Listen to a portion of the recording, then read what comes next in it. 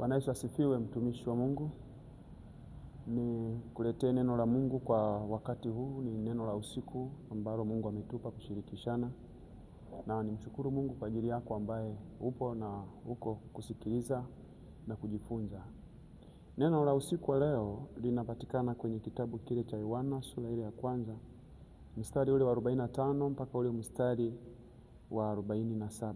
Kuletee neno la Mungu linasema hivi: Filipo akamuona Nathanaeli akamwambia, tumemuona yeye aliyeandikiwa na Musa katika Torati na manabii, Yesu mwana wa Yusufu, mtu wa Nazareti.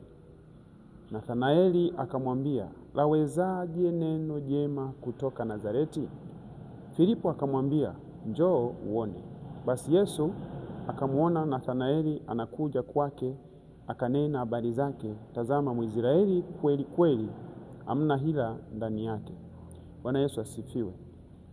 Na napenda tu kwamba tushirikishane jambo hili na kutiana moyo ya kwamba kuna wakati unaweza ukawa unatembea kwenye maisha kwako, na kuna wakati unaweza kuwa mahali unaishi lakini watu wasione thamani ya wewe, na kuna wakati mwingine unaweza ukawa unatenda jambo watu wasione thamani ya kwako, mpaka siku ile ambayo Mungu atakuja kudhihirika kwenye maisha kwako, ndipo atasema alisema kitu hiki.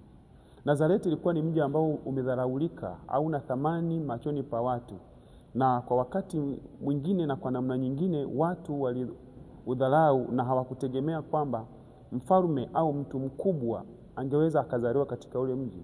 Kwa nini? Kwa sababu ni mji ambao ulidharauliwa na hawakutegemewa kwamba unaweza ukatoa mfalme. Lakini kwa majira ya Bwana ambayo Mungu aliyaratibu machoni pa watu waliokuwa mahali pale, kuna mtu alizaliwa na kuna jambo jema lilitokea Nazareti. Haleluya.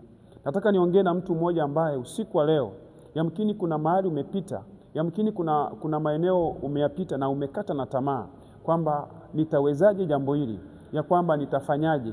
Ni kweli wamekukalia vikao, wamekusema namna ambavyo wamekusema. Nikutie moyo ya kwamba hapo unapoona kwamba haiwezekani, Mungu huwa anaweza kainua watu kutoka majahani na kuwapandisha na kuwaketisha pamoja na wakuu. Nazareti ni mji ambao ulikuwa umedharaulika katika namna moja au nyingine, yani hauna hili wala lile, lakini Mungu aliuinua akamleta mfalme ambaye ni Kristo Yesu, na akazaliwa kwa ajili ya watu wote ambaye ni mimi na wewe. Kwa hiyo yamkini wamekudharau, yamkini unaona kuna sehemu umekata tamaa, una biashara, unayo familia, una ndoa, una watoto, lakini unaona kuna sehemu hutofika. Nikutie moyo kwamba amini, Mungu yupo na anaweza akatenda jambo na likatokea, na watu watakaolisikia hilo jambo hakika masikio yao yatawasha. Bwana asifiwe. Kwa nikuombee tu nikwambie, Mungu yupo pamoja nasi. Hata usiku unapokwenda kulala, Mungu akupe usingizi mzuri.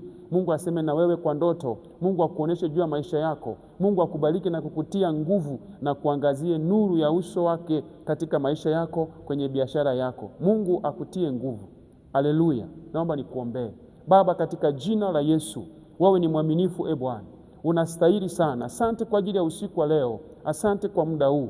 Mbariki mama huyu, mbariki kijana huyu, mbariki na huyu anayenitazama na kunisikiliza. Yamkini kuna mahali amepita, yamkini kuna maeneo amepita na ameona haiwezekani jambo hili kutokea.